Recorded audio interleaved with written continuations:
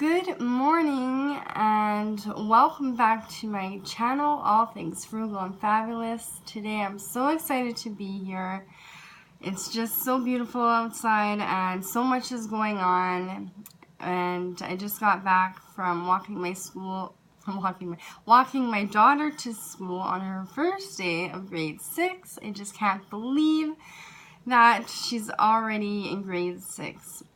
Anyways, on that walk, it's just so autumny out there. I don't know if that's a word, but or folly, or just it's so, you can tell it's coming, and it may already be here, but it's supposed to be pretty warm this weekend, like summer warm again.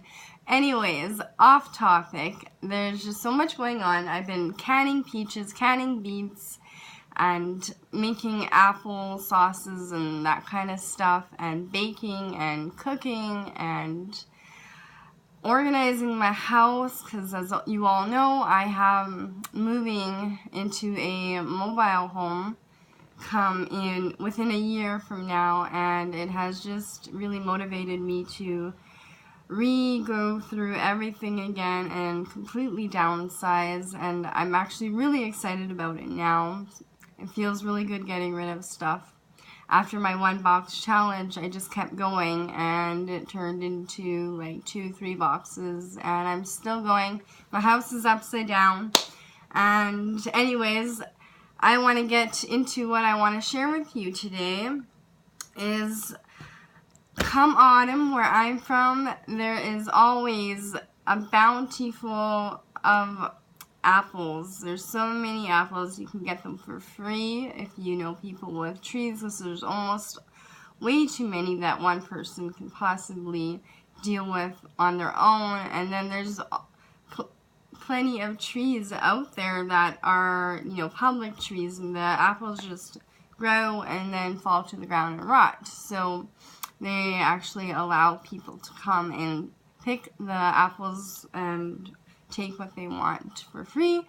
And if you don't know any places like that, or you don't feel like picking your own apples, or don't know anyone, then they're always cheap at the grocery store around this time, like really, really cheap.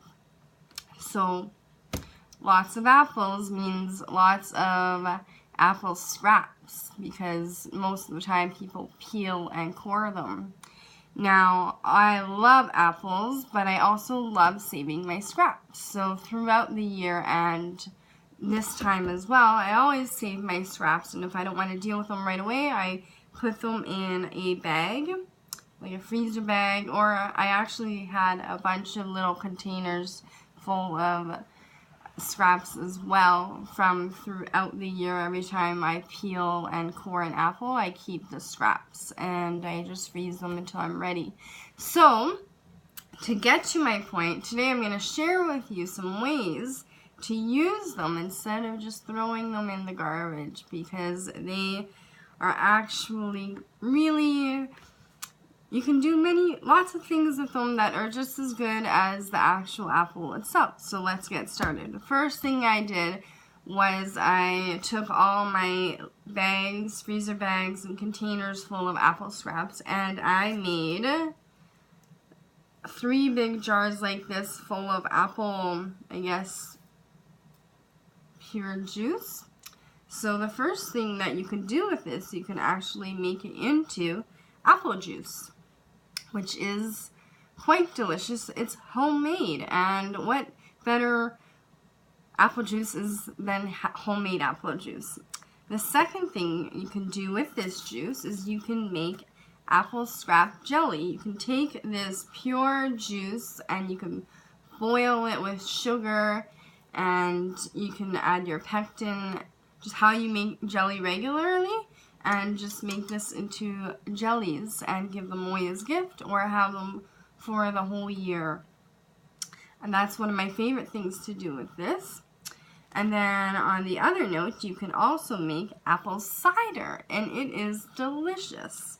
You can add your spices. Like, this juice already is a little bit sweet from the apples, but you can add some sugar or honey or whatever you like, and then the regular spices to make apple cider. Then, on the other note, you can make apple cider vinegar. You don't actually boil the peels for that. You just take them, put them in a big jar, and you fill it up, cover them up with water, and I take a cloth or like a little thing, and not a little thing, like a little dish towel or a little rag, or if you have paper towel, that works too, and I just stick it over the lid with an elastic band because you want it to breathe, and I leave that on my counter for a few weeks and until it becomes apple cider, and then you drain it.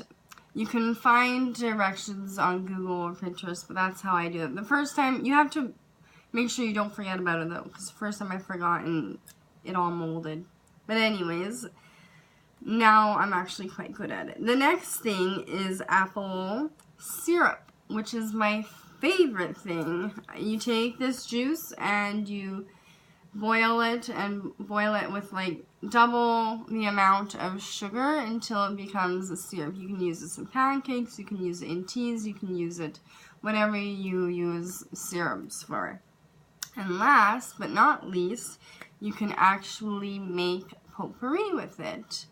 And you can take the peels, this is only for the peels so that I do it with, and just dry them out with, and then you add your cinnamon sticks that are broken up, some cloves. You can even add dried orange peels and maybe some wood chips, and it makes a really nice potpourri.